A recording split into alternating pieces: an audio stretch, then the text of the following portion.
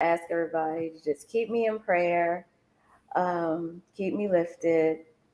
I'm getting married in less than 90 days. That's I got a right. lot going on. Right. Yes, and I want to say happy birthday to my fiance, Dave Queen. His birthday was yesterday. Oh, happy Happy birthday, birthday. Yes, Big Paul McGraw, as I like to call him sometimes. Paul McGraw. Big Paul McGraw. I like Uh, that.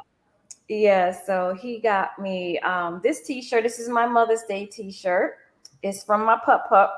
I don't know if you can see it all. Thanks Man, for your name is loving blocking. Can you stand me. up? Yeah, there we Thank go. Let me see. me Thanks. for Letting me sleep. letting me Lord, sleep giving me on the cuddles, kisses, bed. and treats.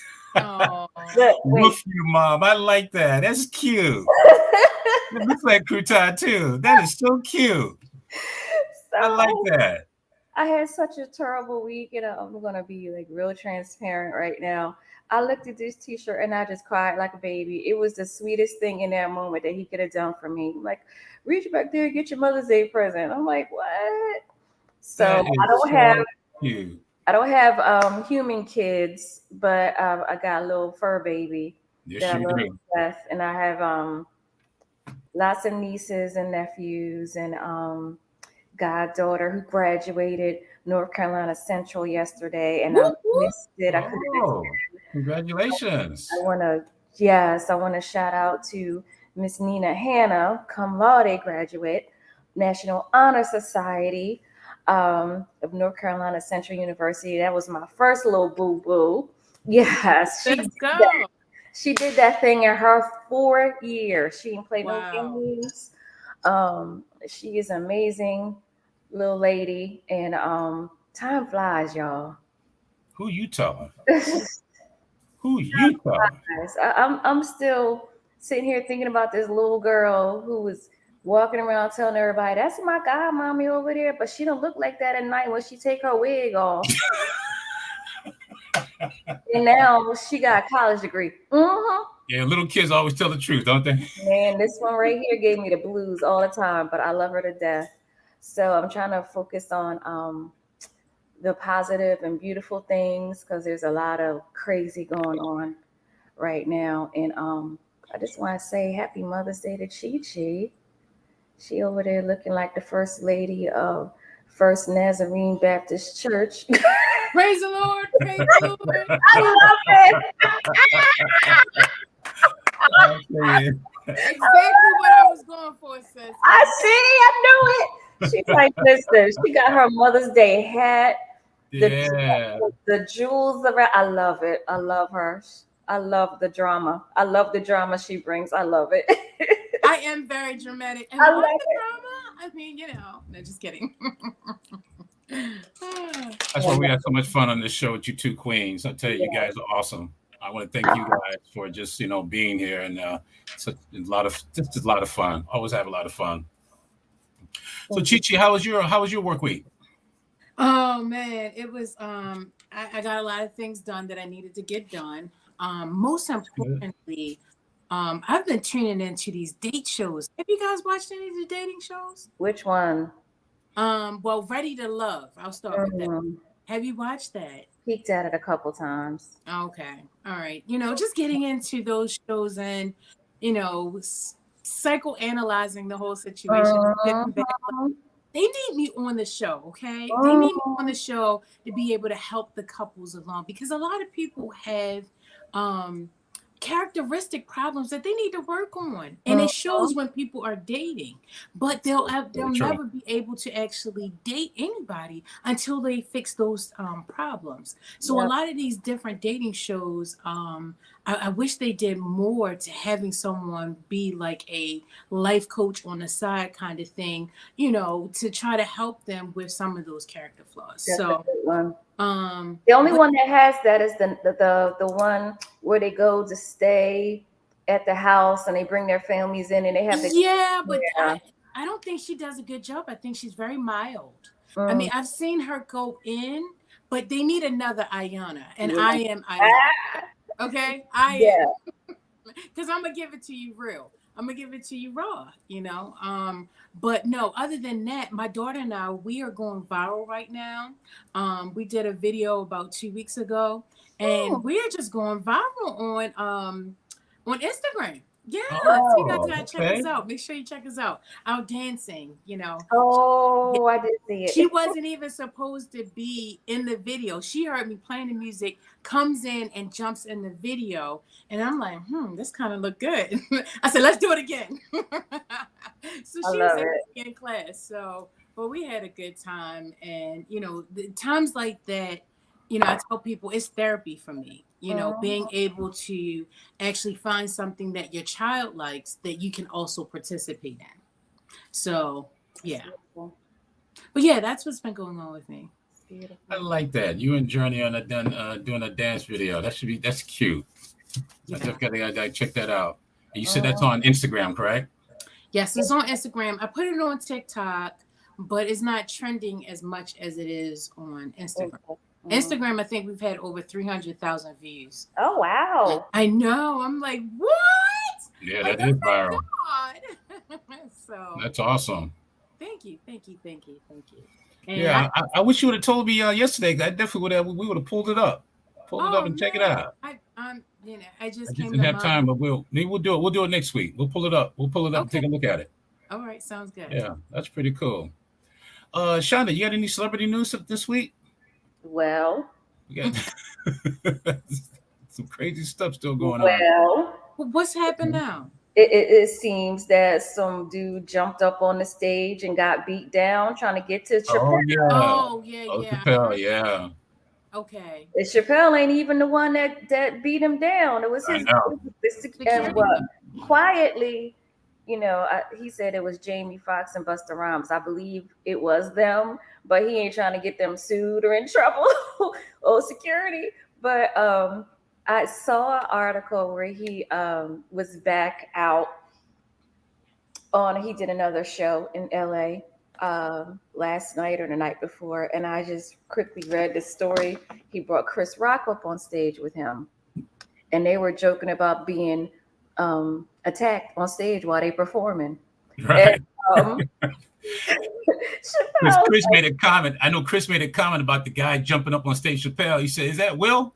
He made some kind of comment like that. He said, "Is that Will Smith?" so he said, at least you got slapped by somebody with some, repute. I got attacked by some homeless dude with leaves in his hair. Wow. Wait, and Chris finally took a jab. He said, and excuse my language, everybody, because I really don't like talking like this. But he said, I got slapped by the softest nigga that ever rapped. I was like, Hmm. wrong all day Wow. long. So he finally took his, you know what I mean? Yeah, he I've been got it waiting back. for him to make some kind of joke out of it. And there he went. So I guess we'll talk to Howie a little bit about how he feels about, the comedians and how he's dealing with some of the backlash that comedians are experiencing right now performing. Like folks are not taking the jokes. They're like, nah, I don't think you joking. So people are getting, a little hurt. And yeah, so they brushed up on beefed up security rather at the Hollywood Bowl and other venues when they have major comedians coming in because of, the threats that they're seeing now, which is rightfully so. I mean, somebody performing and doing their thing should not have to worry about getting attacked while they're doing their stuff.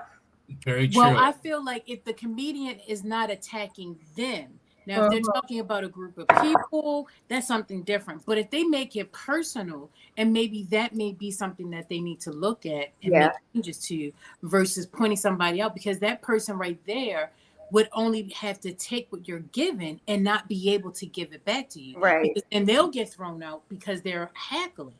So, if we're going to play a fair game, don't mess with nobody in the audience Mm. and specifically. That's been a Exactly. part of comedy for a long time. I don't know if they're Same, gonna get over that. Yeah. same thing like with football. Who Uh, would have thought? I mean, to me, they ain't playing real football. They playing right. touch football, okay, tag football. Oh, we can't tackle him like that. Yeah, So anymore. I mean, things are changing. Life Mhm. changes. So it would be crazy to see, but who knows? Yeah. My Yeah. question about this whole thing in the last month is what happened? Where is the security already? Hello, I said That's the part I don't understand.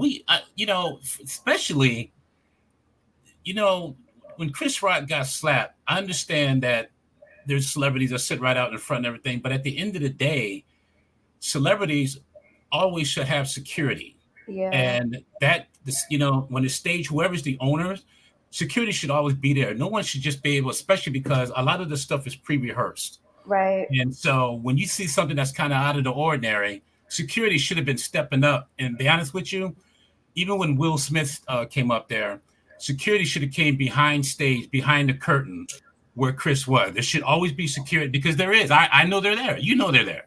yes. So why? And I know that. So when Will stepped up and was walking towards Chris, security should have stepped out right Correct. next to Chris. You know what Absolutely. I'm saying? That's what they get paid for.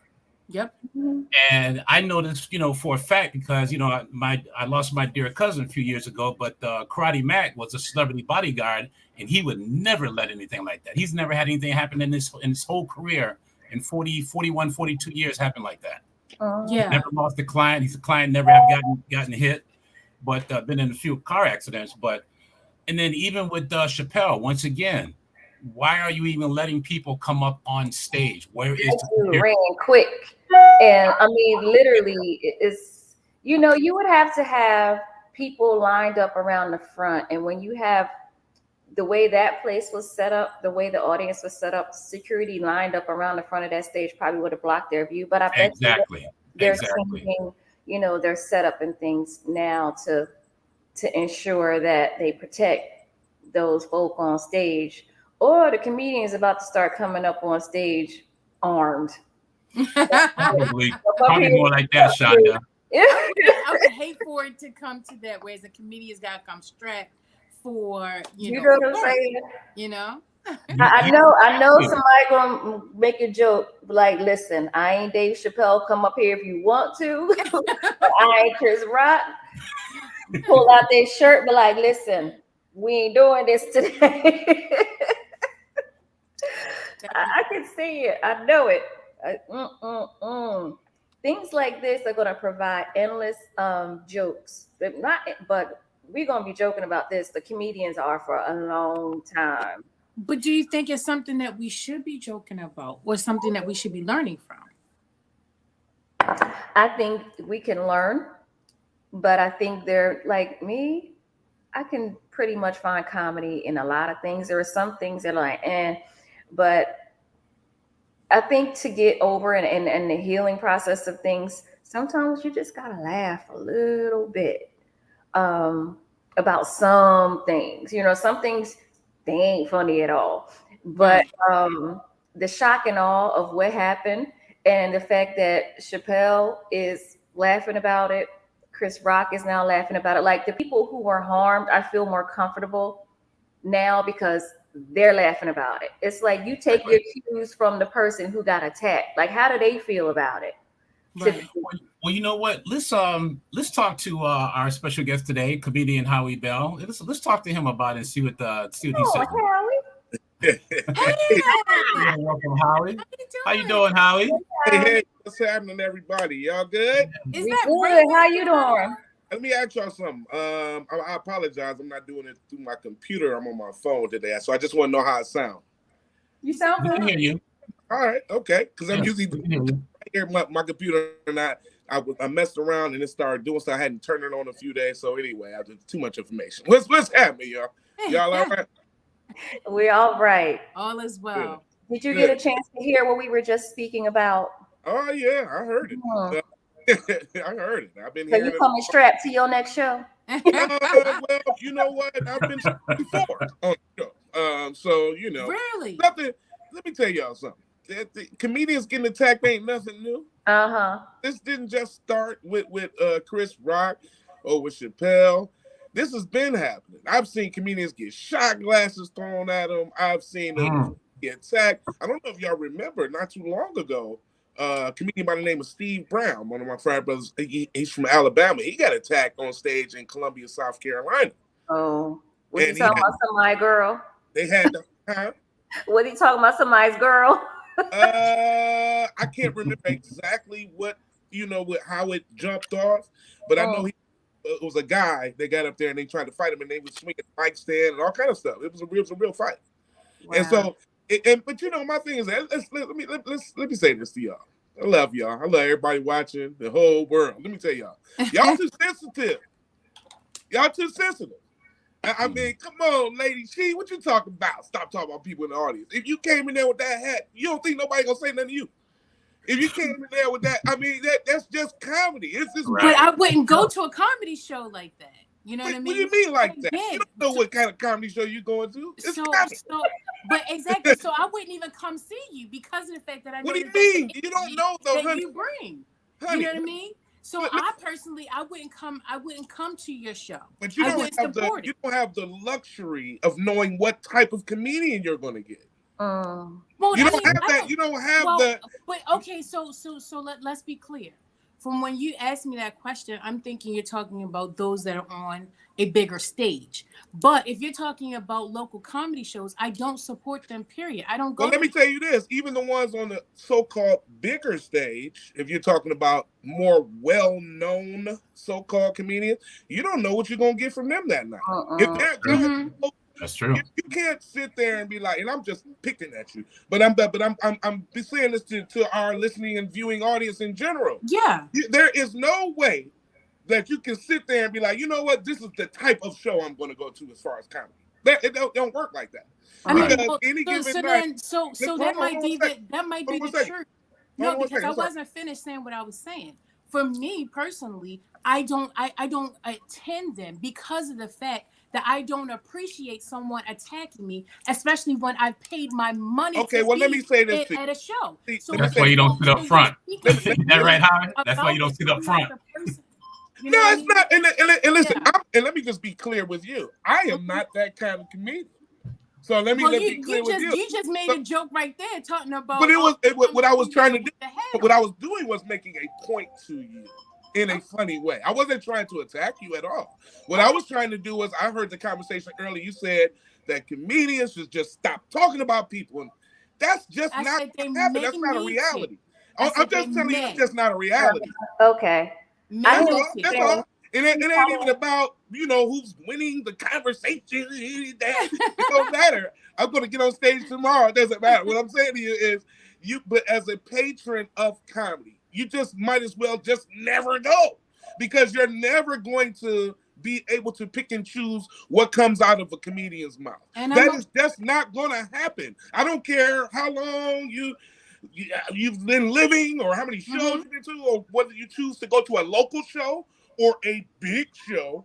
It doesn't matter. Comedy is comedy, and the comedians are the last frontier of freedom of speech.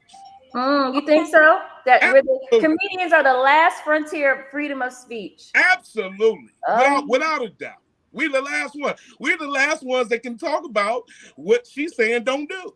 Because we have no regulations like that. You know why? Because we are stand-up comedians. Stand-up comedians, what they do is they take a topic and they make it funny. That's what we do. We make light of the world. We make light. And I'm speaking for all my comedian brothers and sisters right now. Right. I'm speaking for everybody right now. And this is probably what everybody would love, all the comedians and people in my field would love to say. Listen, y'all, stop being so sensitive. You know why? That is the reason why everybody is weird right now. Because everybody is so darn sensitive. You can't say this. You can't say that. Kevin Hart tried to host the Oscars. They went back 10 years on Twitter to find a tweet he wrote about something about his son not being gay. They went back 10 years. Yeah. We are that's how sensitive we are as a society and people, and we're like pulling our hair out over words, man. It's crazy. It's the craziest thing I've ever seen in my life. And I'm about to be 50. I'm not that old. I'll be 50 October 30. But I'm going to tell you something. It's almost comical the way people are acting. It's like funny. And this is giving people the light and the insurance and the confidence to run up and tackle Dave Chappelle, to run up and smack a Chris Rock. People are starting to be confident and saying, okay, you can't say that about me, so I'm going to hit you. How elementary is that? That's like that's like so third grade. You know what I'm saying? Like, it's been going on for decades. It's been going on for decades. It has been, but do you think it's a result of everybody being so sensitive, or do you think it's just a result of the whole social media and the reality TV input to everything? Like, I feel like folks just feel emboldened to slap and rip up and turn over tables now because of a lot of the things that are allowed to happen on TV. A lot of the, like people just feel like. And it's always somebody around with a camera, ain't it? Yeah. It's always somebody there. You're like, how did they get that on tape? Because they pre-plan everything, like you said. Everybody's trying to get a moment of social media. Everybody's trying to get that moment to go viral. Right. Everybody. So what that means, attacking the comedian or whatever it is, we trying to go viral. Because everybody think they're a damn comedian anyway. So they're trying to take the professional away from the professionals.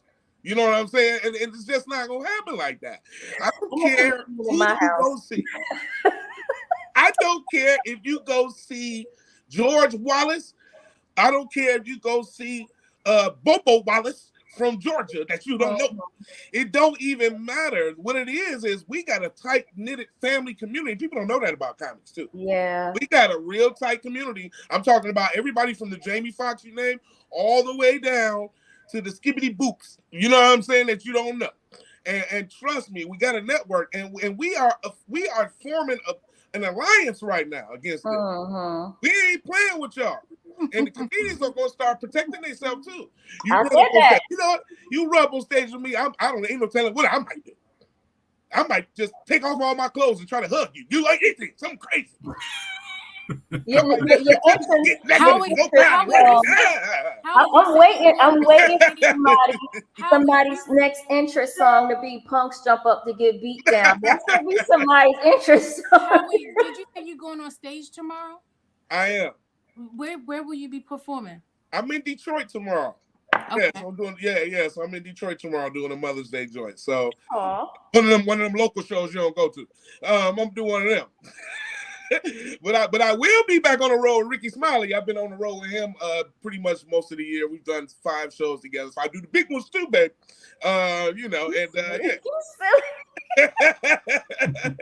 We do them all. I mean, I'm just punching at you, but because comedians it ain't like that. Our society is different than what y'all think. We really have a different community, and it doesn't matter if you're big or small, because you know what? Everybody don't have the gall or the gumption or even the confidence to do stand-up comedy. Right. Well, let me make something very clear, Mr. Howie. Let me make something very clear. Okay. One, when we go back and forth talking about the small, large, whatever, I absolutely agree with you because we all start somewhere. So I would never put that down. In regards to the conversation that you and I were having and you coming into the conversation, if in fact you understood the person that I am, I'm a person that I just like to come from compassion. So I don't want to see somebody else's feelings getting hurt in the process of someone saying something, because at the end of the day, I know it's a joke, but at the end of the day, when you're saying it to some people, we just don't know how they are going to feel. So I feel that, and that's all. That's where I was. Now let me say this to you in regards to that specifically. That's why you go to comedy shows, so you can get out of your feelings and laugh and relax and relieve your stress. We are the biggest components of stress relief. Yeah. We are natural medicine. We are medicinal. We make you laugh. We're here for you. Yeah. We're not here to be against so you. True. We are for you. We are really, I'm telling you, you need us. Let me tell you something. We do. Let me tell you something. Guess what happened if people stop talking about people and stop teasing people? You know what's going to happen? I mean, people would be so ultra sensitive that we wouldn't even be able to communicate with each other. There is no way that the world can stop making light of things. If we get to the point to where we're not making light of things anymore, oh, we in hell. We in hell. That's true. I Because agree we with already close to it. So now you want to take the humor away from the world? Right. Nobody's saying that. But what I'm saying, I'm a funny maybe person. exaggerating a little, person. but what I'm telling you is that's the slippery slope, though. Yeah, that is the slippery slope of don't say this, don't say that. Comedian, because you're not the only one that does that. This has been going on for like the last 15 years. They've been trying to silence comedians. And so it's been a little movement going on. So, and now they're attacking. So they're taking the movement to another level. What I'm telling you is you need us. We are the last people to tell it like it is. Yeah. There is nobody else. Everybody else is always politically correct, afraid to lose their jobs. They don't want to say anything for fear of hurting somebody's feelings. We're the last ones to do all that and make you laugh at the same time. Now, so is there a line? Is there a line you just won't cross? Is there an area that like I don't go there? Like some comedians are like I don't go there. I don't talk about people's mamas. You know what I'm saying? But your mama jokes are like they've been around for a long time. Talk about whatever you want to talk about as long as it's funny. Yeah. The problem is when you talk about something that's not funny, it makes it worse. Yeah. So certain comedians aren't, seasoned enough to talk about certain subjects. So I mean, when you start talking about death, when you start talking about, like things that are like very controversial or sensitive to people, you better make sure it's funny. Yeah. You know what I'm saying? And because if it's not, then that's when they take it the wrong way. But if it is, you win. So there is no, you can't talk about this. You can talk about whatever you want, but just remember, if it's not funny, you're going to lose. And that's where the comedians, that's where our risks are. That's the risk we have to take. You know what I'm saying? So, I don't think nothing is off limits. Okay. But I think there's timing to everything. So I wouldn't be like, I wouldn't be at a banquet, with black tie, and I'm sitting up there talking about, something with the boys, and you know what I'm saying? Or I could, depending on how relatable I can make it. Right.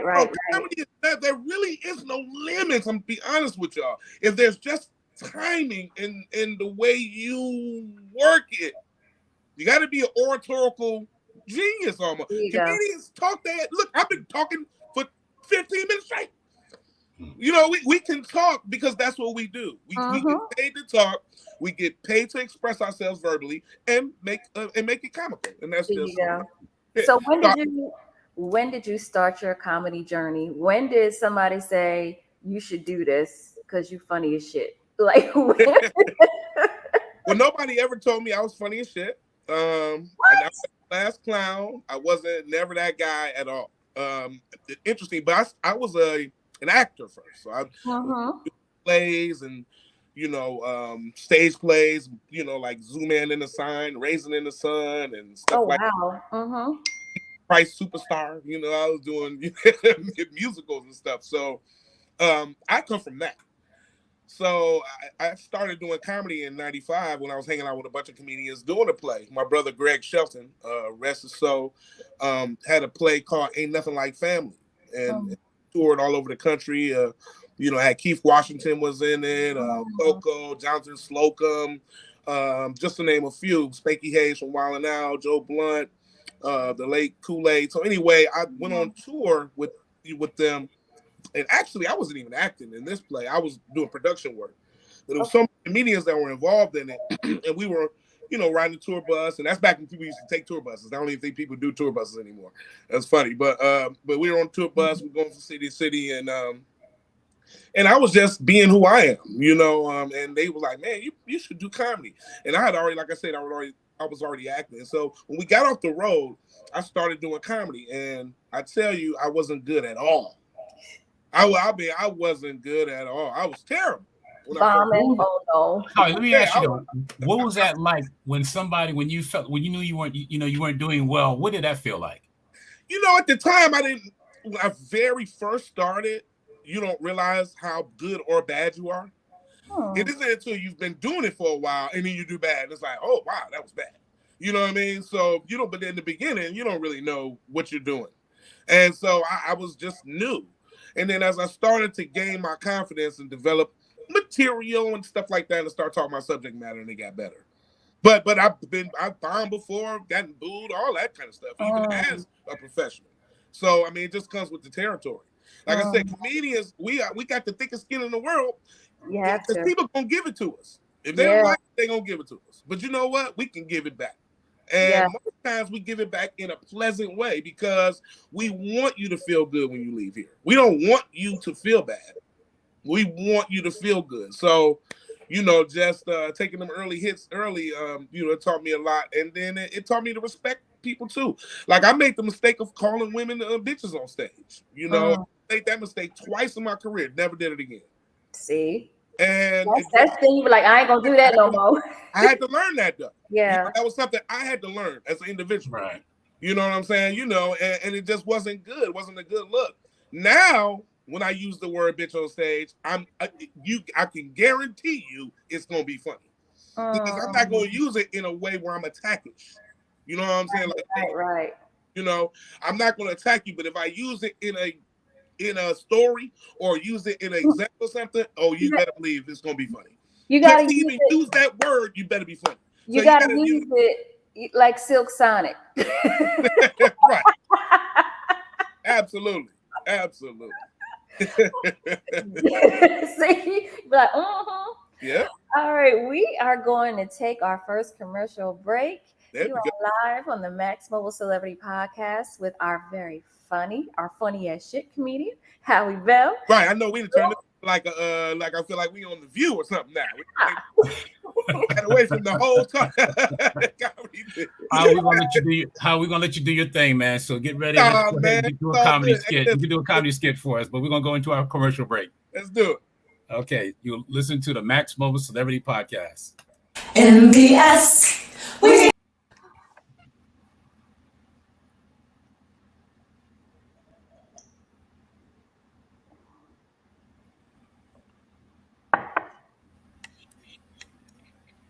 MBS.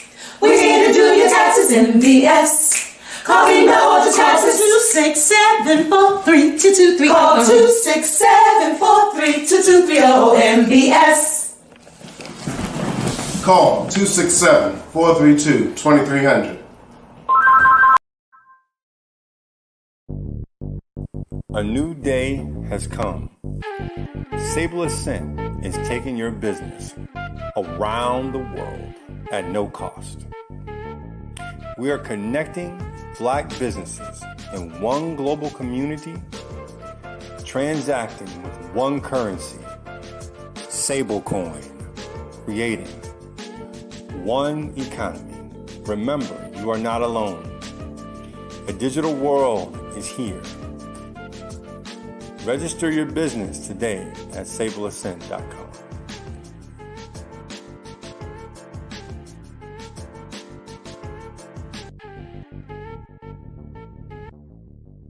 Creating a mobile app for my business has been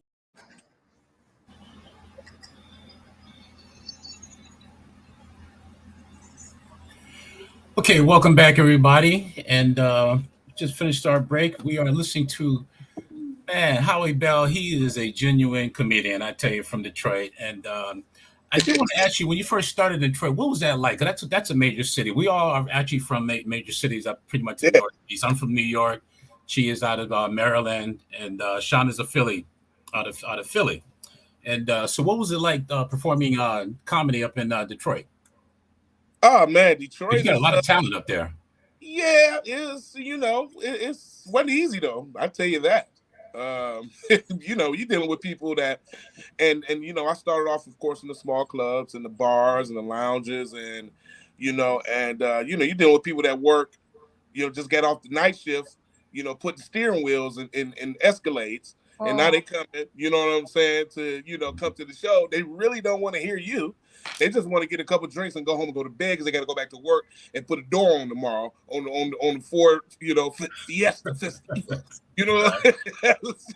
I'm dealing with blue collar people here. Yeah.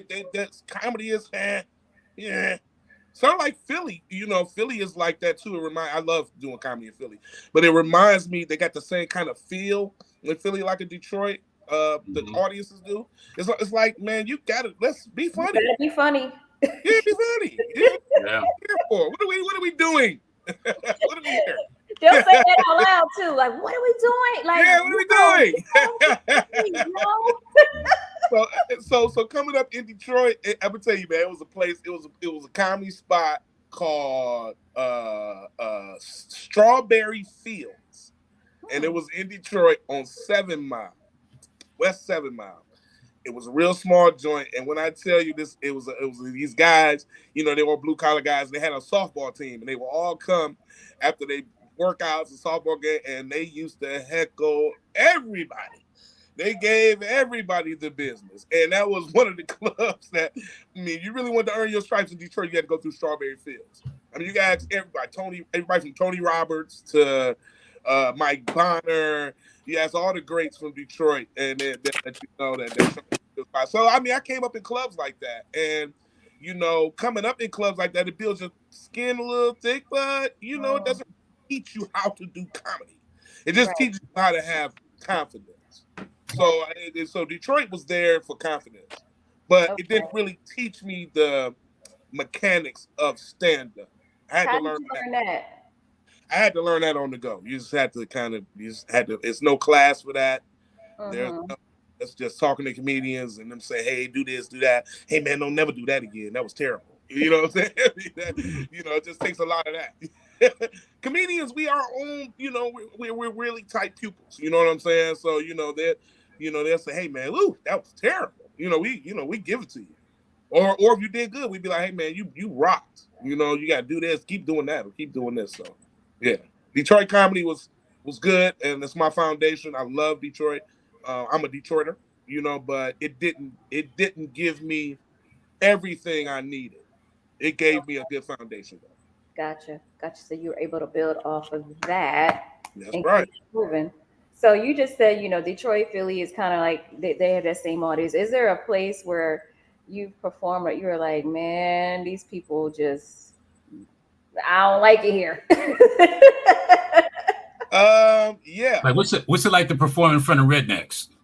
Done that before too. Hey, I did a ski trip in Pennsylvania before, and for these guys, it was from mostly college students from Pitt, and they didn't expect to have white, a black comedian. It was like all white kids, man. And I promise you, I got that mic, and they was like, "Oh, come on." I'm talking about as soon as I got the mic, they were like, "Oh," and they was playing drinking games. They were like, "We don't want to hear this," and it was you talk about heckler. And then one of the guys, this is how I got him. One of the guys got up. He came it wasn't a stage. It was like a dance floor area. Sometimes we do comedy on the dance floor, and he came on the dance floor area and he tried to hit me. See, this goes back to that. I didn't even think about this story until you brought that up. He tried to hit me, and I moved, and he fell. And when he fell, everybody died laughing. It was the funniest thing in the world to them. Oh. And I was like, it saved me kind of because I was able to pounce on him a little bit. I was like, yeah, see what happens when you try to, I said a couple jokes about it, and they laughed again. And I was like, all right, come on, y'all, I'm ready to drink with y'all. And they was like, yeah. So I went from having like this horrible show to like one of the best endings, all because of a guy trying to attack me on stage. You turned that negative into a positive, and you flipped them. That's right. That's right. It was a terrible situation, though. They wasn't rednecks, but they was definitely straight up college white boys. They didn't care about me at all. You know what I mean? Like they were like, "What is he doing here?" Now, hey, on the flip side of that, I have went and done a show for some of the most ghetto black people you want to name, and they was looking at me the same way. Yeah. Like, who is he? Like, what are you doing here? Complete silence. They don't want to crack a bone. And then, you get going, and then they're just doing comedy. It just teaches you how to get them some kind of way. And sometimes it calls for saying, hey, look at that girl with that hat on. and then you get and then you get them back. And then you get them, and it's finally, so it ain't like you trying to attack somebody, but it's like, whoo, I'm up here in a tight spot. I got to make these people laugh one way or another. I got to get out of here with my shirt on. And sometimes it calls for talking about people and things like that. Just to go back to that, sometimes you got to reach into your bag of tricks as a comic, and sometimes it may be going in on somebody with them shoes on, or this red suit, or you know what I'm saying, or whatever the case may be, or this big old jacket, or whatever it is. Comedians sometimes need a bailout, and sometimes it is. But that don't mean y'all got to be violent when we do it. No, I learned early. Don't come late. I'm like, you ain't picking on me. I'm not gonna be the one standing up while you trying to do your set and you trying to focus. And here I come all late and fabulous. And see, that's another part of comedy. It ain't like they trying to talk about you. It's like, man, you walked in and you sitting moving through the front, and I gotta say something. You know what I'm saying? I'm like, oh hell. I ain't necessarily attacking you, but I gotta acknowledge. You're gonna get it. You gonna get it. I mean, come on, y'all a little late. What y'all had to do? Take a boo boo? I gotta say something. You know what I'm saying? I mean, what you mean? I gotta say something. One time I had a seat up front, and I won't Howie, do that how do you more. think the that genius mindset kicks in? Like, where do you think that has come from when you sit back and you look at over your life? Because you said you were in plays, right? So, being able to think on your toes and being able to, whip right into shape, where do you think that comes from? It's a skill set I had to learn, though. I mean, I was a part of some improv troops and sketch comedy and all that stuff. I was part of a group called The Other Level, who was a sketch improv group of all guys from Detroit. Myself, Stanky Hayes, Thomas Ward, Joe Blunt. And we started in Detroit, and we used to do a lot of improv games like freeze tag and bus driver and taxi cab, where you would, getting to act like we're sitting in the car and we'd have a conversation. So, these type of exercises, comedy exercises, help you, as a stand-up. It just helps you think a little bit quicker on your feet. We actually moved out to Los Angeles, and back in I think the early part of a couple of us moved out there before, but early '98, we formed a group in LA, again, called The Other Level, and we got a development deal with, how about this, Overbrook Entertainment, Will Smith's company. Awesome. And so we signed a development deal for a year, and we did a television show with Montel Jordan called Motown Live, amongst other things. Yeah, we did a lot of things back in the early 2000s, so it was a really good experience. It was like my first deal in LA, and but to get to your point, being a part of that and being a part of sketch and improv stuff helps you be able to kind of get a little quicker, and then we're not always the quickest at all times. But is what it is. It's like sports. You brought up sports earlier. It's like playing basketball. We're not gonna always have a good game, but some games we can't miss. It's just what it is. You know what I'm saying? Got it. Yeah. Got it. So do you prepare your stuff ahead of time? Or are you, do you still use your improv too kind of thing? I a little of both. So I'm always preparing though. So it's not like one show makes me prepare. Right. I work all the time. So I'm constantly, thinking of stuff. I got my TV on. I got on my phone. I'm constantly putting, information in my head. I'm constantly staying on top of my current events. And I'm constantly, if something ticks, I write that down. I still gotta, pad and pen. Sometimes I put stuff on my phone too, but I still got pad. And I do stuff like that too. You know what I mean? Wow. And this my life is comical. Listen, let me tell you something. My wife had COVID, right? I know I'm laughing right now, but listen, when she first was trying to give me a kiss, it was like, a kiss? I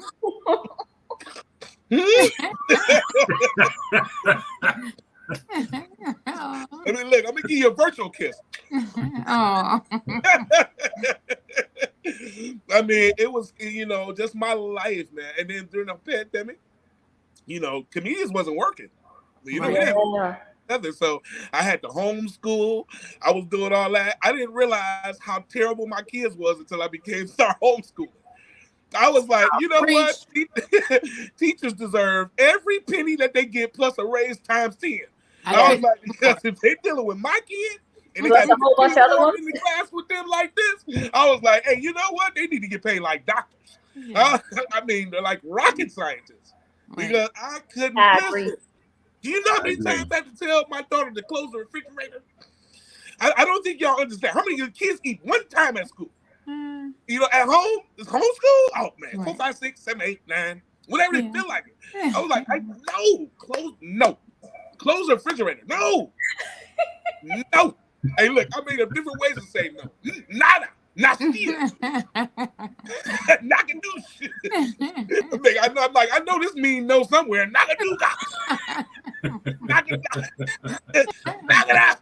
You know, hey, look, no, you ate 3 Lunchables before 3 o'clock. No. No more. No more. You've destroyed the whole nutritional plan for the week. Wow. I was listen, man. I was a teacher. I was a janitor because we had to clean up in the pandemic. I was a cook, a chef.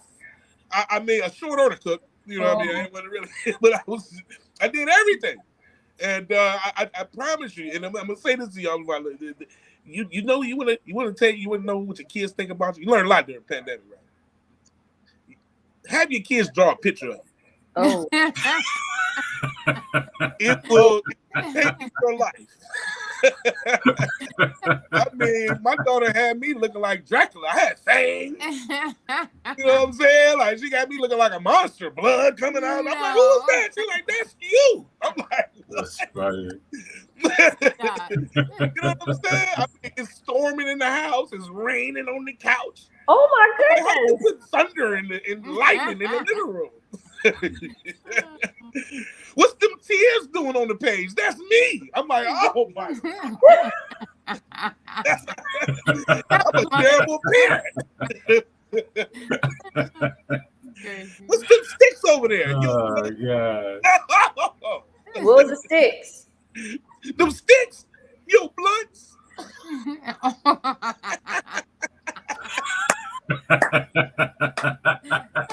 Jesus. Hey, look, she tried to draw a liquor bottle. She got it all crooked. Trying to spell Hennessy wrong. Oh, yeah, blunts. That's funny. I'm like, I'm not putting this on the refrigerator. That's for sure. I'm not gonna do that. I'm not gonna put an A+ on this at all. I'm not gonna put C-. She didn't turn that in. No, she didn't turn that. Oh, you just gotta give her another Lunchable. She turned mommy's picture in though. She had mommy with angel wings and a halo. Oh, money sprinkled everywhere. Like, what's going on? Mommy got the money. That's funny. Mommy got my money. That's sweet. But you're right, she's feeling better and everything from COVID. Oh yeah. She's feeling much better. Trust me, it took a long time. Woo. Really? Woo. Hey, oral sex? Woo. I cannot. I'm like, baby, hey, you need 3 shots in the booster before we can do that. I cannot. I can't do this. Help him. You got that COVID coochie.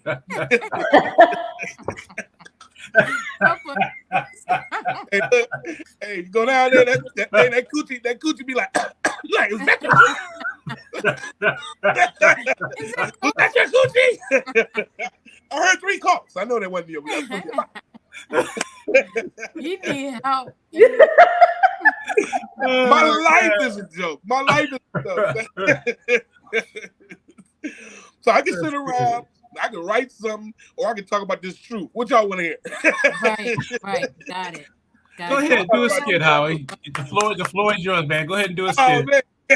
So, hey, look, man, I'm ready for questions now. Come on, any more questions? Just walk around with a GoPro strapped to your forehead. I mean, just get all the material you need, and just play your own reels back. And be like, that shit. I know that's right. Just write it down. trying to tell you. I know that's right. I love it though. I wouldn't do anything other in the world than to do this, and I'm glad I started as a young man because now it's so controversial. What we've been talking about the whole show is so political. It's so sensitive that to start off right now doing comedy, oh my God, I can only imagine how a young comedian feels right now. It's hard. Yeah. I don't care anymore because I'm older. You know what I'm saying? But a younger comedian may care more. You know what I'm saying? Because they kind of bob and weave. They haven't made it anywhere yet. So they got to kind of bob and weave. Where me, I'm working. I'm fine. Yeah. You know what I'm saying? Yeah. I'm not the Cedric the Entertainers or up there, but I'm here. You know what I'm saying? And I appreciate it. I've never stopped working doing comedy since I started.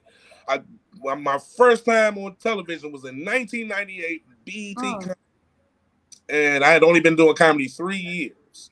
And from that point on, I had been on television every single year on some kind of different TV show or film or something. I think I went about 15 years straight before I had a year where I didn't do like a production. You know what I'm saying? Like I went a long time. So I'm grateful. I think we need another Def Comedy Jam like experience on TV. Know what I mean? The problem with that is that would be awesome. But the problem is, social media. Everybody's doing it. Yeah. We're doing something right now. We're doing something. Yeah. So people, they don't want to tune in, you know what I'm saying, to say, okay, well, let's watch this. But I think we would, though. I think black people like that kind of stuff. Yeah. Not just black people. I think people like it. I think it just needs to be in a certain way. You know what I mean? Wild 'N Out was a great platform, but it's kind of it's young. It's for a younger audience. It's not more of a like across the board. And by the way, Wild 'N Out is really a byproduct of the other level, which I was talking about earlier, sketch improv. Yeah, it is. And Spanky Hayes was in our group, and he wound up becoming one of the original cast members of Wild 'N Out. Okay. Nick Cannon, I love Nick Cannon. It's my brother, man. I've been knowing him since he was a really young kid. I probably been knowing Nick Cannon since he was like 17. Wow. And, so, but like I said, we got a tight brotherhood. You know what I'm saying? And it is what it is. You know what I'm saying? And I'm proud to be a part of it. So Nick. Yeah, absolutely. What's up with him trying to populate the whole world? Well, I don't know about that part of his life. I've seen and I've heard him talk about it and all that, and I don't know. You know what I'm saying? Like I don't know. Listen, I don't want to get into anybody's sexuality. We're going down that. I hear you. He's like Aladdin around here on his magic carpet with his turban on, just sprinkling sperm all over the country. I mean, let's talk about D Wade and Gabrielle Union. Their son is because I don't know what he is. So that's what he is. And we're gonna open that can of worms. Let's talk about the way people are dealing with. I don't know. This see what I'm saying? I don't know. Oh, I missed out on that. What's happening with D Wade's kid? He's wow. What isn't happening with him? Well, they kind of raising him to be a free person. If look at me trying to be politically correct. Okay. They're raising him to be a free person. How free is he? He's very free. Well, He's very free, and he's been doing it since he was little. Now he's about 12, I think. Oh, okay. So hold on, you don't want to refer to the child as he. It's she. Now. Well, it's or they. Well, hold on. How the child was born as a male? Yes. And now it's he, she? It's they. You can't say that. Okay. Then what can I say? They. Yeah. That's what we call them now. They. I don't know. I'm just like you. Well, right. So because we're not necessarily calling that person because we don't really know what they really define as. We already know what they are. The problem is so the child is growing up like Magic Johnson's son. You know what you're saying? They don't want to be called what they are. Mhm. See, you know what people are trying to do? I'm sorry, Howard. We old school, man. We tell it like it is. Listen, man, this is the weirdest thing that's going on in society right now. We're trying to be so politically correct because everybody's so sensitive that we don't even know what to call each other. That's that part. I'm gonna just call you by your name. Sorry, because I just gotta call you by your name. I don't know, because if I say you're a girl and you're a boy, or you're a girl boy, you're gonna get mad at me, and now you're gonna do me. And now what's your name? Okay, I'm hyper homophobic and all this weird stuff you started calling me as, because I don't know. Because I grew up in a world where a boy is a boy and a girl's a girl. Yeah. Right. So now you're trying to force me to say, no, the boy's the girl and the girl's the boy. Or they could be both. You trying to make me do this? So now I'm confused. Mm-hmm. That's why they have on the employment applications now, the other. Yeah. Yeah, now that means something. Male, female, other. Yeah. Because of this cross-gender society we live in. Now here's I don't care what you do. Now here's the thing, getting back to D Wade and Gabriel. He was D Wade's son, but he was kissing a girl that identifies as a boy or something like that. Okay. Or a boy that's identifying as a girl. I don't know. At 12 years old. It's one of and he was kissing somebody at 12 years old. Yeah, in the mouth now, that's the problem. And my thing is, it's the age. Even if it was, even if it was heterosexual, I don't care what it is. That at that age, that's inappropriate. Yeah, you're right. So why is it that the LGBTQ is getting a pass on doing inappropriate things now? Because even heterosexuals can't do some of the stuff that they can do. Right. And so now they went from playing the victim to now they're the bullies. Yeah. Because that's how I look at it, and don't nobody care no more. I'm tired of them saying, "Yo, you're homophobic." That's so played out. Nobody cares no more. Right. It ain't about that. But I don't want my daughter pulling up her TikTok about to make a dance video, and she see 2 12-year-olds kissing in the mouth. I don't want to see it. I don't want to see it. Period. Like you said, it's not about whatever they identify as. It's the appropriateness of what they're doing. Absolutely. At the age that they're doing. At the age, it's not appropriate. So true. People are like, nobody cares about the sexuality part, but leave the sexuality out until they become adults or young adults, whatever the case is. That part. It shouldn't even be about sexuality. They're kids. So let kids be kids and stop inflicting and why is that the center of a 12-year-old's mind? Like what is that? What? Yeah. Because I don't think I was even interested in none of that crap at 12. I mean, 12, I'm like, the heck? Like, yeah. I wouldn't get no girl in no mouth at no 12 years old, that's for sure. I wasn't concerned about any of that. And plus, my mama would have knocked my face back to Africa. That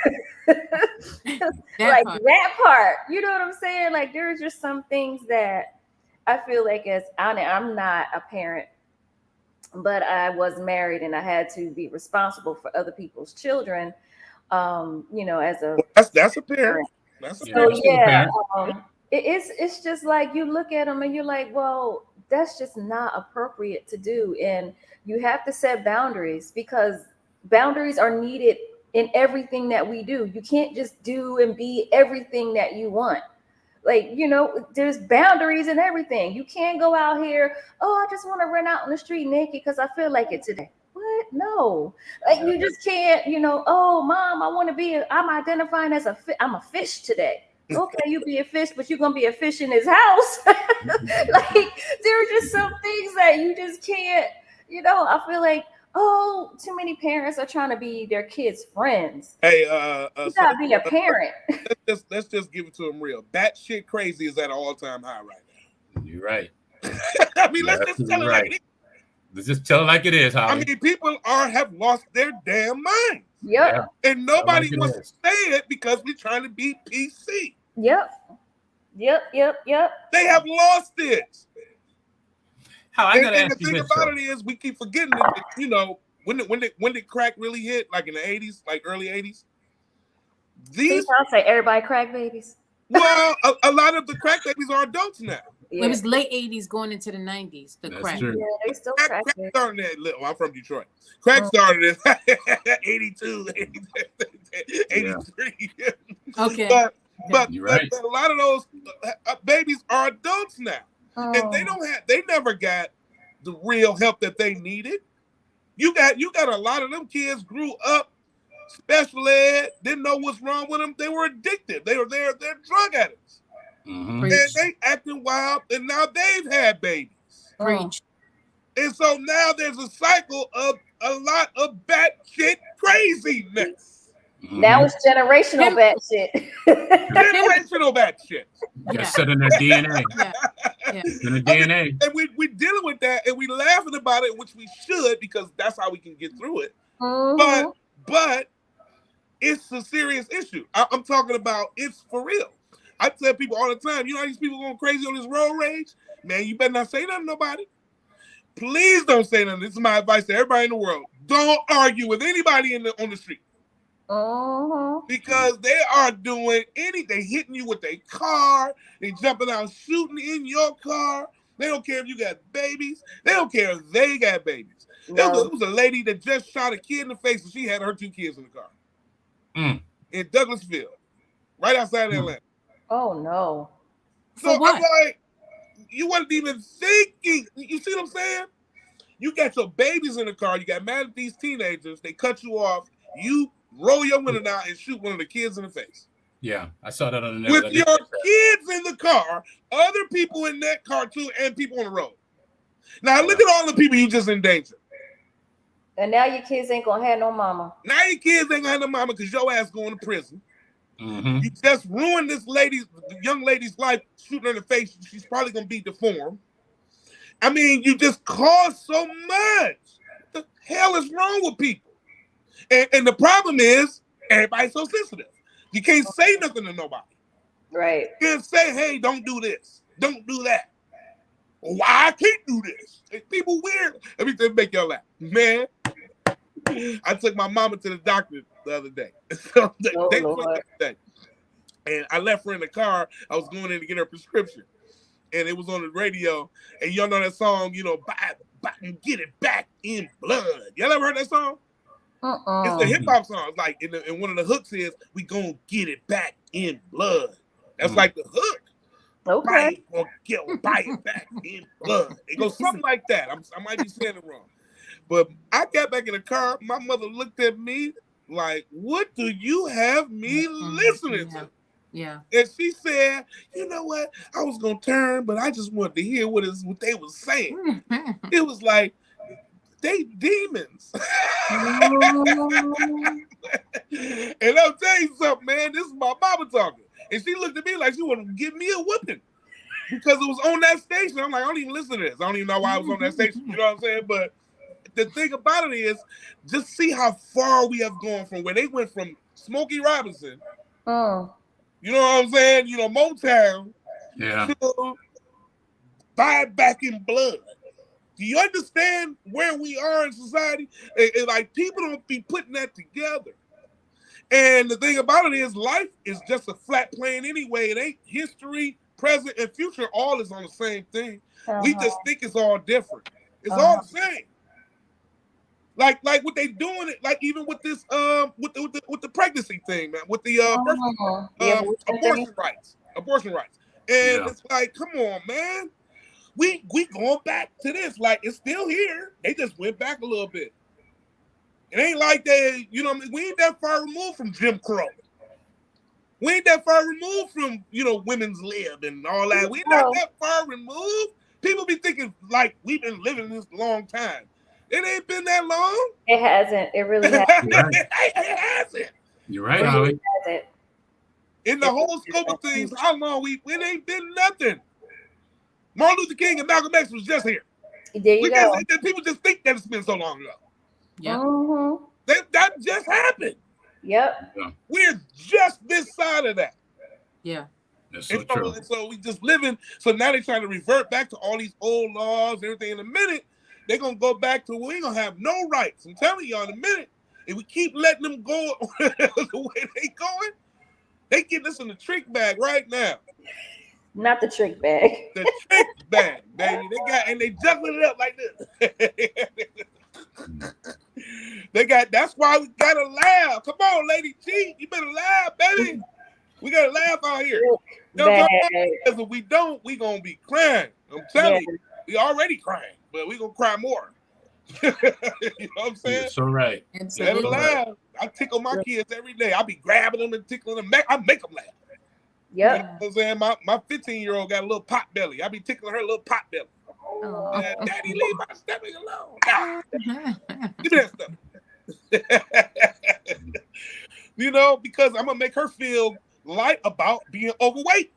You know what I'm saying? Because I'm not gonna keep, oh, you're fat. No, I'm gonna kick it. Give me that stuff.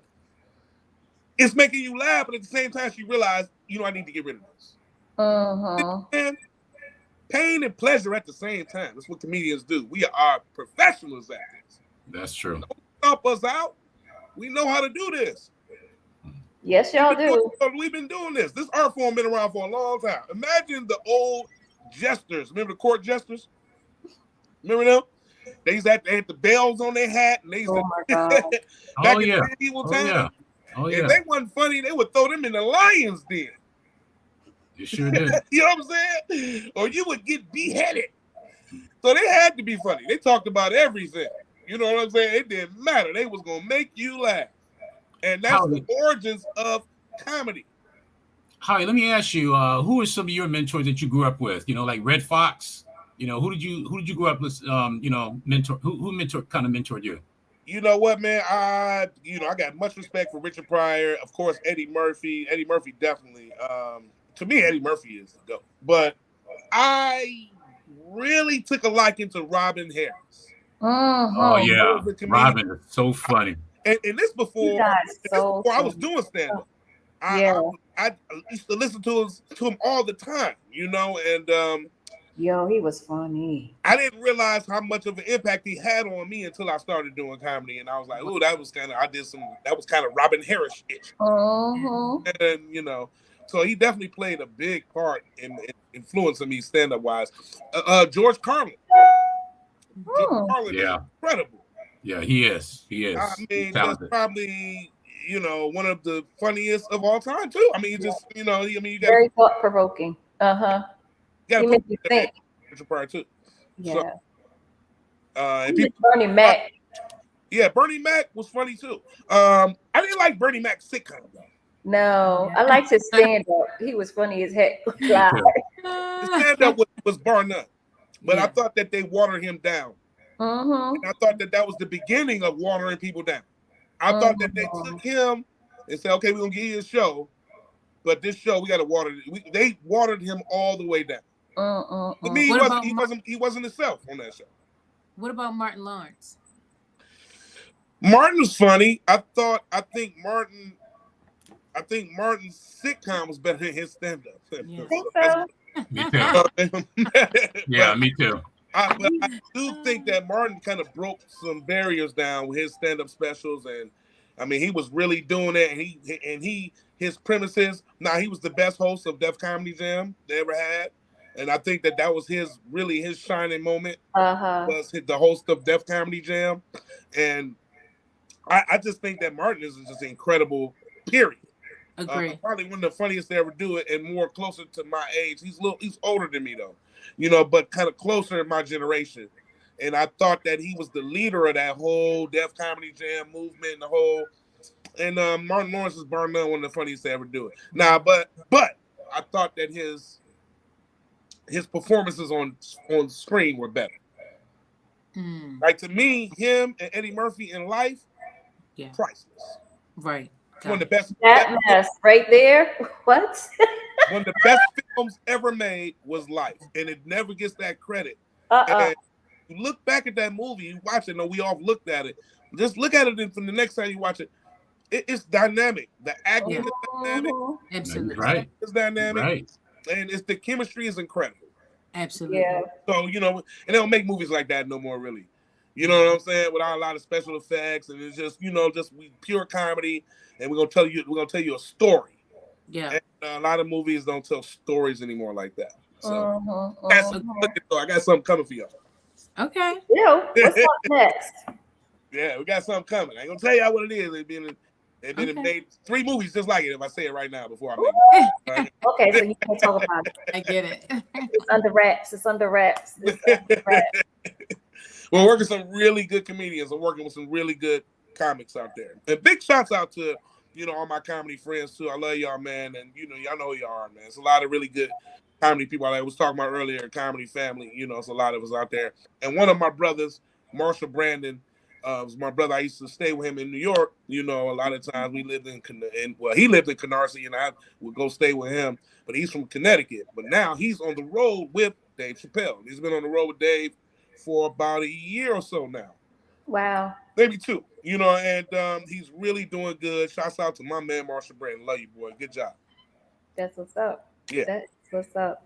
So we're going to be closing out soon today, but can you bless our audience with where people can reach you, see you, all your socials, if you're on them? Of course. You know, Howie Bell. Of course, you know I'm Googleable.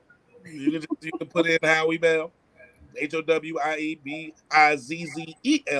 on Instagram. That's Howie Bizzell. And yeah, that's really it. Howie Bell or Howie Bizzell. And follow me because I always post, you know, things I do. You know, even on Instagram or Facebook. I do a lot of things. I do a thing called Hood Nature. So if you know Howie Bell, follow Hood Nature. That's my little thing that I do. Hood I Nature. out there in the wild, Okay. and I go live and I just record and bring it right to you, almost National Geographic style. You know what I'm saying? So it's your boy Howie Bell, Hood Nature, Howie Bizzell, and all that. That's what's up. How you reach me. And you can always hear me on Quake Show. You know, I do Quake's House at least. Oh, okay. But yeah. So I've been doing Quake's House for about 4 years. And so that's always beautiful. Shouts out to Earthquake, my good brother. And yeah, I love all my brothers, man. I love them all. You know, I've been working with these guys for a long time. Shouts out to Kevin Hart with the new tequila. Make sure y'all get Kevin Hart's new tequila out there. Get his new joint going on with that. Kev, Why he making tequila too, Lord? All right, send me a box, Kev. Everybody doing good, man. Shouts out to my brother Ricky Smiley, though, one more time. I know I mentioned earlier for being out on the road with him the majority of this year already, and this year's young, and we got more to go. I love you, Ricky, man. It's my frat brother, too. Root to the Q's. Hey. Love y'all. Gold, purple and gold. Yeah. I saw it when you first came on. I saw your jersey. At first, I thought it was Ravens, and then I kept looking at it. I was like, "Oh no, that's purple and gold." Right. Yeah, I saw. Yeah, beautiful. Yeah. I'm old school. I'm 30 years. 30 years this year. Awesome. So we'll all be celebrating our grand conclave in July, and we're gonna be in Charlotte. Wow. North Carolina this July. Y'all gotta Charlotte, the dogs are coming. They coming. Cute. Come get you somebody. No, I'm just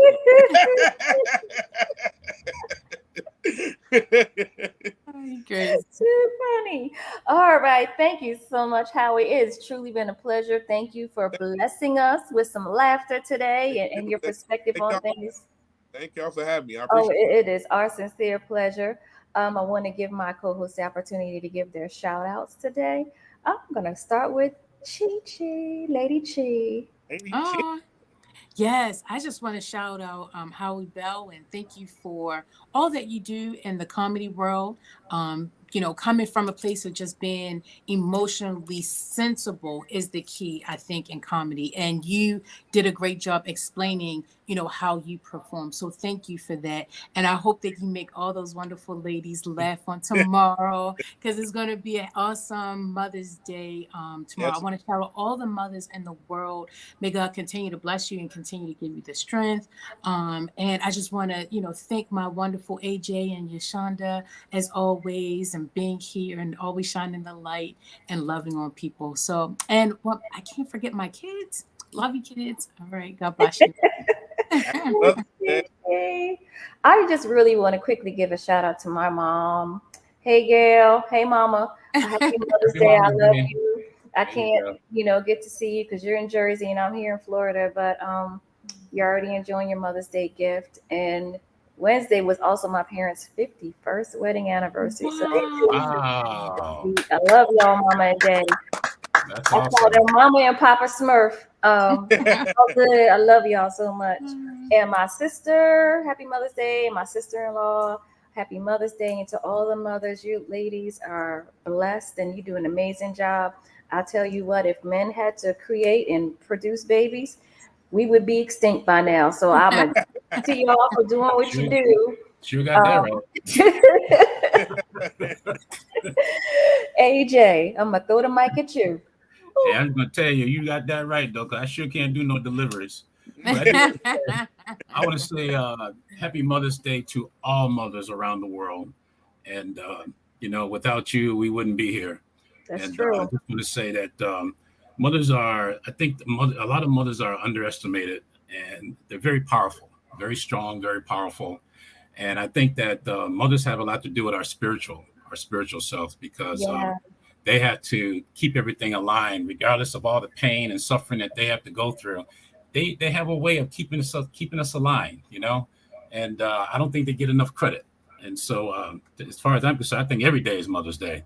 Yeah, true. So I want to say a special Mother's Day, happy Mother's Day to everybody's mom, and Howie, you're an awesome man. And I just want to say thank you so much for taking the time out of your busy schedule to come on, with us, especially at the last moment, because I just spoke to you just a couple of days ago. We're going to talk again. We're going to talk real soon. Absolutely. And I just want to say this too. We live in a very violent society. And it was interesting. I didn't think it was going to go this route, but we ended up talking about just culture. Yeah.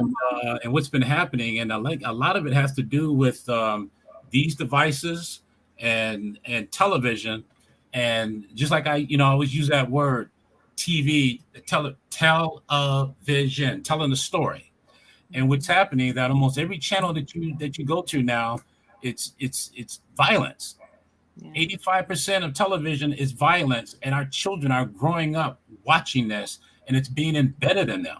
And just like you're saying, Holly, about that lady going out there and killing with her kids. Violent, it's hypersexual. Yeah. Okay. I'll roll with that. If it's not violence that we're looking at, it's hypersexuality. Yep. Yeah. Wow. And that's a whole other show by itself. You're absolutely correct about that, Howie. It was a lot of fun, very educational, a lot of fun. I enjoy sitting back, listening to you, Howie. And we got to have you back again. Oh, definitely. And I won't wear my hat the next time. There you go. It's beautiful, baby. You see how we got two beautiful queens here. How you see we got two queens here on the show. Beautiful queens, absolutely. Yeah, I told you what to enjoy it. So, Howie, once again, tell everybody about. You told about the Instagram. Do you have any so the people up in Detroit? What shows you got coming up in Detroit? So we're doing a big show coming up, actually June 24th. It's huge. If you know anything about the cruise with the Qs, we do a boat ride in Detroit, which is the biggest boat ride in America for Omega Psi Phi fraternity. Oh, wow. And so since COVID, we haven't had the boat ride, but what we're going to do is we're doing a really big party on the marina at the Detroit Yacht Club. It's going to be really nice. Awesome. And we're going to do comedy as well. And I'm going to tell you something, that you want to be there for that. Anybody in the Detroit area, even in the Midwest, it's going to be really nice. You want to come to the Detroit Yacht Club June 24th, and we're going to be that whole weekend is going to be incredible. Did you say your birthday? And that's in the Detroit area, but other things as well, though, other places. Did you say your birthday is next month? No, my birthday is October 30th. October 30th. Okay, so you still got some ways to go before. Oh, he's a Halloween baby. Yeah, I got some ways to go before I'm 50. I'm going to hold on to 49 for a few more months. You look good. You look good. Well, thank you. I appreciate it. Look, my kids be like, you old. I hate those kids. Everybody, I want to say thank you so much for watching the Max Mobile Celebrity Podcast, and you'll be able to watch us on Facebook and YouTube and see the recordings. And I'm looking forward to everybody coming back and watching us next week. We'll have another special guest, and everybody have a great weekend. Enjoy your moms, enjoy your family, enjoy your children, because life is not promised to us. Every day that we get a chance to wake up, every day you get a chance to wake up, open your eyes and put your feet on the floor. That's a blessing. Amen. That's a blessing. So to everybody, thank you so much. Thank you, Lady Chi. Thank you, Howie. Thank you, Shonda. Everybody have a great weekend. We'll see y'all next week. God bless. Take care, everybody. Happy Mother's Day. Happy Mother's Day, ladies. Happy Mother's Day. She gone.